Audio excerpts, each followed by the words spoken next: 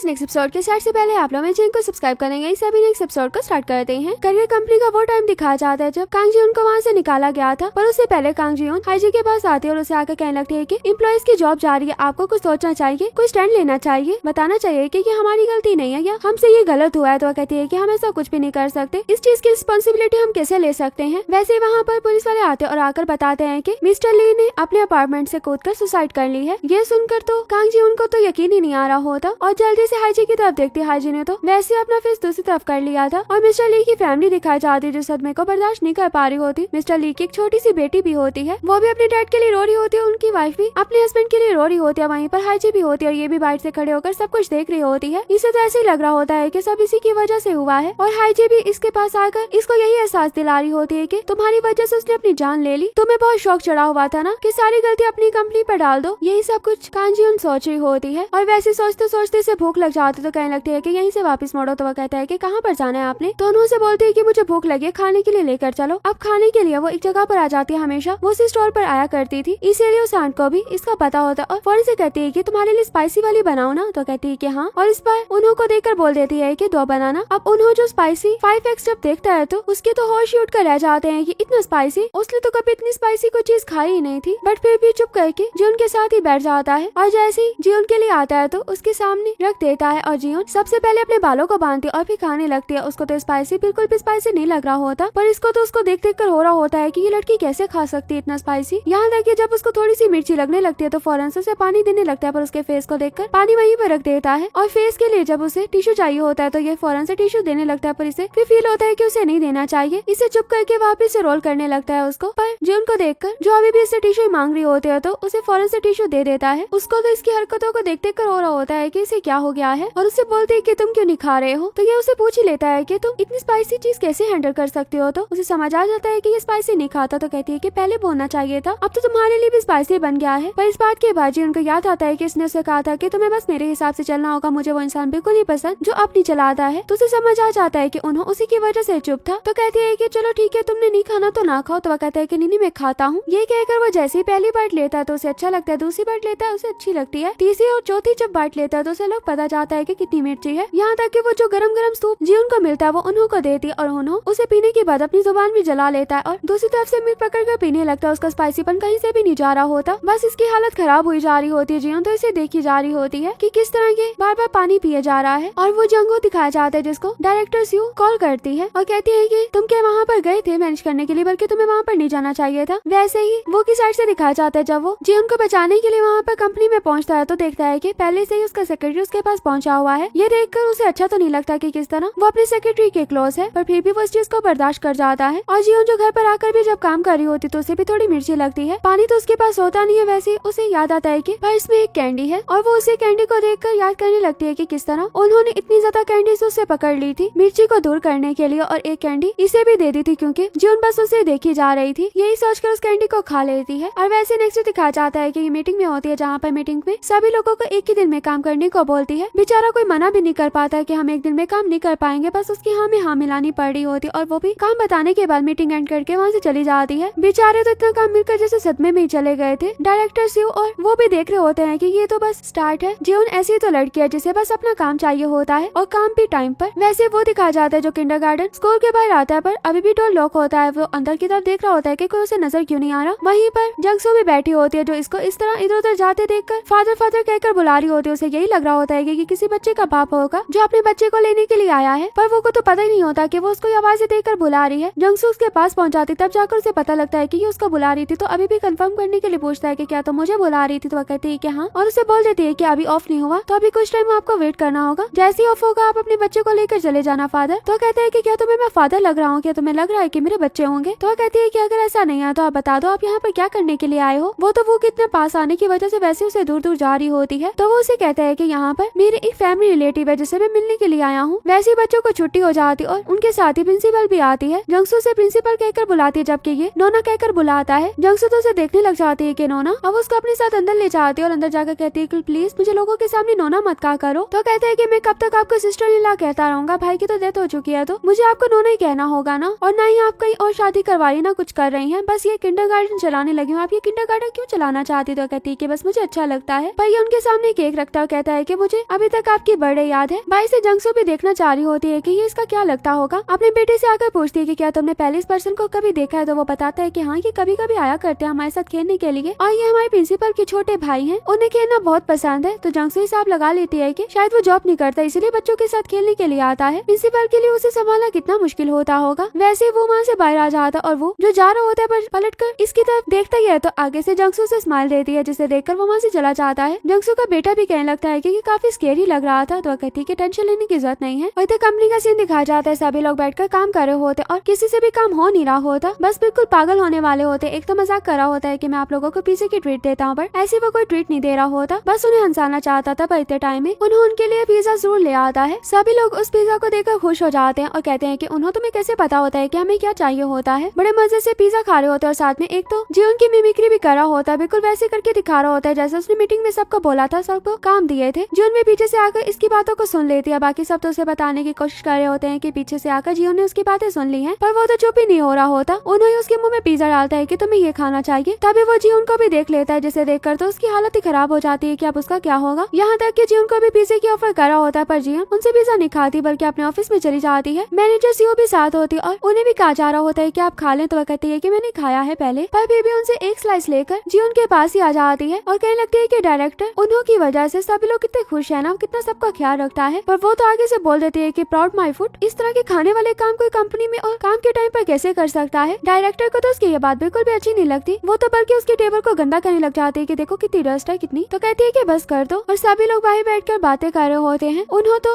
जीवन के ऑफिस की तरफ ही उसे देख रहा होता है। जीवन भी पहले उसे देख रही थी पर अब नहीं उसे देख रही होती। और फिर नेक्स्ट डे जीवन दिखाई जाती है जो एक शेफ से मिलने के लिए जाने वाली थी, उसकी डिटेल को देख रही होती और उसका नेम उसको नहीं प्रोनाउंस करना आ रहा होता, जिसकी वजह से उन्होंने उसे प्रोनाउंस करके बताता है। अब ये लोग शेफ खान के पास पहुंच जाते हैं, जिनको जाकर अपनी ऑफर देते हैं। पर वो आगे से उनसे यही कहता है कि मैं आपके ऑफर को तभी एक्सेप्ट करूंगा अगर आप मेरे साथ मेरी एक शेफ को भी एक्सेप्ट करेंगे। मैं उसके साथ ही काम करना चाहता हूँ, मैं नहीं चाहता कि कोई और मुझे हेल्पर मिले, बस मैं उसकी ही हेल्प लेना चाहता हूँ। अब उसकी इस बात से वो वाली सोच में डल जाती है और फिर कहती है कि मैं कंपनी में जाकर इस बारे में बात करूंगी और फिर आपको बताऊंगी कि हमें आपकी ऑफर एक्सेप्ट है या नहीं है। वैसे उसकी नजर बाही उन्हों पर जाती है जो एक लड़की की हेल्प कर रहा होता है उसके साथ सामान वगैरह रखवाने में। ये देखकर शेफान भी कहता है कि आपको अपने सेक्रेटरी को रोकना चाहिए, उसे ये काम नहीं करने चाहिए। तो कहती है कोई बात नहीं, उसे ये काम करना अच्छा लग रहा है तो उसे करने दो। वैसे क्या ये वो लड़की है जिसको आप अपने साथ लेकर जाना चाहते? तो कहता है कि जी यही वो लड़की है जो काफी टाइम से मेरे साथ है। और उन्होंने भी उस लड़की के साथ काफी बातें कर रहा होता है, उससे चीजों के बारे में जान रहा होता है कि इससे क्या बन सकता है, उससे क्या बन सकता है। वो खुद भी इसको सब कुछ बता रही होती है। अब वो तो अपनी बेटी के लिए पूछ लेता है कि क्या इससे बच्चों के लिए कुछ खाना बन सकता है। तो वो बताती है कि हाँ बन सकता है। ये भी बोलती है कि मैं आपको रेसिपी वाली बुक देती हूँ जिससे आपको पता लग जाएगा कि क्या बन सकता है। अब जी उनके जाने का टाइम आ चुका था, वो तो बाहर निकल आती और जैसे ही कार का डोर ओपन करने लगती है तो वैसे ही उन्हें उस पर हाथ रख देता है, जिस पर उन्हों के हाथ के ऊपर इसका हाथ आ जाता है। तभी उन्हों उस कार वाले से सॉरी करता है और अपनी कार की तरफ इशारा करता है कि हमारी कार वो है। उसे पता था कि ये भूल जाती है कि हमारी कार कौन सी है कौन सी नहीं। तो ये चुप करके अपनी कार में जाकर बैठ जाती और कोई भी बात नहीं करती। अब ये घर की तरफ नहीं जाती बल्कि शॉप पर उतर जाती है कि मुझे ये बुक स्टोर पर जाना है। अब जैसे ये बुक स्टोर पर आती है वहीं पर ब्योल भी होती है, उसे जो बुक चाहिए होती है उस तक उसका हाथ नहीं जा रहा होता। वो भी ट्राई कर ही रही होती है, वैसे ही आकर जीवन उस बुक को ले लेती है। ब्योल कहती है कि थैंक्स आपने मुझे बुक दी। तो वो कहती है कि मैंने आपके लिए तो नहीं बुक उतारी है, तो मेरी है। तो कहती है कि बड़ों को छोटों की हेल्प करनी चाहिए, ये बुक मैं उतारना चाहती थी पर मेरा हाथ नहीं पहुंचा था, इसी वजह से आपको मेरी हेल्प करनी चाहिए ना। पापा कहती है कि अभी तो तुम्हें ठीक से कोरियन पढ़नी भी नहीं आती, तो तुम इस बुक में क्या रीड करोगी? तो वह कहती है कि ये पिक्चर बुक है, बस मैं पिक्चर्स देखूंगी, मुझे कोरियन रीड करने की क्या जरूरत है। तो कहती है कि ठीक है अभी पहले पढ़कर बताओ इसके ऊपर क्या लिखा हुआ है। अब वो तो ये पढ़कर नहीं बता रही होती और इसे काफी बुरी ये अजूमा लगती है। और जैसे ही उसे अजूमा बोलती है तो जिन उसे कहती है कि मुझे अजूमा तो नहीं बोलो, तुम मुझे नोना कह सकती हो। तो कहती है कि तुम तो मेरे डैड से भी बड़ी उम्र की लग रही हो, तो मैं आपको नोना कैसे कह दूं? तो कहती है कि मेरी क्या गलती है अगर तुम्हारे डैड की छोटी एज में शादी हो गई है। तो बताती है कि मेरे डैड बहुत ज्यादा फेमस थे और अभी भी बहुत प्यारे हैं। जीवन तो उसकी बात पर यकीन नहीं करती बल्कि कहती है कि अगर फेमस होते तो उसकी कभी भी इतनी जल्दी शादी ना होती जैसे कि मेरी नहीं हुई। वैसे वहाँ पर जंगसू आ जाती है तो जंगसू को देखते ही आंटी कहती है भैया उनकी तरफ भाग जाती है और वो भी इसके पीछे जीवन को देखती है जो कॉल पर बात कर रही होती है। उसे देखकर जंगसू से पूछती है कि ब्योर कुछ हुआ तो नहीं, क्या इसने कुछ कहा? तो ब्योर कहती है कि नहीं ये बहुत बुरी है, इनकी छोड़े। वहाँ से जीवन जैसे गुजरने लगती है तो वापिस से रुककर उसको वो बुक दे देती है और कहती है कि छोटी बच्ची मुझे जहाँ तक लगता है तुम्हें कोरियन रीड करनी नहीं आती, पर फिर भी इस बुक को एंजॉय करना। ये कहकर वहाँ से चली जाती है। अब उसके जाने के बाद वो अपने आंट से कहती है कि आप बताएं इस बुक पर ये क्या लिखा हुआ है। उन्होंने बोला था कि ये पढ़कर बताओ। तो वो बताती है कि ये बड़े लोगों की बुक है, छोटे बच्चों की पिक्चर बुक नहीं है। अब ये बात जानने के बाद तो ब्योर को बहुत ही ज्यादा एम्बैरेसमेंट फील होती है कि ये उसने क्या कर दिया। वो तो बिल्कुल ठीक कह रही थी कि मुझे कोरियन पढ़नी नहीं आती, जबकि इधर कंपनी में जीवन जियोन दिखा चाहता है जो अपना काम कर रहा होता है। बस उसे यही होता है कि उसे कोई देख रहा हो, सच में वो उसे देख रहा होता है, जो बस टिकटिकी बांधे इसे देख रहा होता है। अब हर जगह पर वो जब इसे देखी जा रहा था तो ये भी वो उसे पूछने के लिए पहुंच जाता है कि आप मुझे क्यों देखे जा रहे हैं। अब उस टाइम पर उसे कोई बहाना नहीं आता तो उसे पूछ लेता है कि तुम कौन सी परफ्यूम यूज करते हो, जब तुमने पहली बार मुझे पकड़ा तो तुम्हारे पास से काफी अच्छी स्मेल आ रही थी, तो इसलिए बस मैंने सोचा कि तुमसे पूछूं। तो उसकी इस बात से पहले तो वो थोड़ा शौक सा होता है, फिर स्मेल करवाते हुए कहते हैं कि क्या तुम इसकी बात कर रहे हो, चलो शुक्र है कोई और बात नहीं है, मैं आपको परफ्यूम का भी बता दूंगा। ये कहकर वहाँ से चला जाता है। अब कंपनी में इसी रात हो जाती है और जैसे ये जी उनके ऑफिस में आता है वहाँ पर हर चीज बिखरी होती है। ये देखकर कहीं लगता है कि तभी तो वो इतने ज्यादा स्ट्रेस में रहती है क्योंकि उसका एनवायरनमेंट ही पूरा स्ट्रेस वाला है। और इधर ब्योल और जंगसू का बेटा दिखाया जाता है जो दोनों साथ में खेल रहे होते हैं, बल्कि ब्योल तो उससे कोरियन सीख रही होती है और वो उसे सिखा रहा होता है कि ये इस तरह लिखते हैं। अब इस तरह वो दोनों को पढ़ते देखकर बाहर जब जंगसू के पास आता तो जंगसू बताती है कि ब्योल की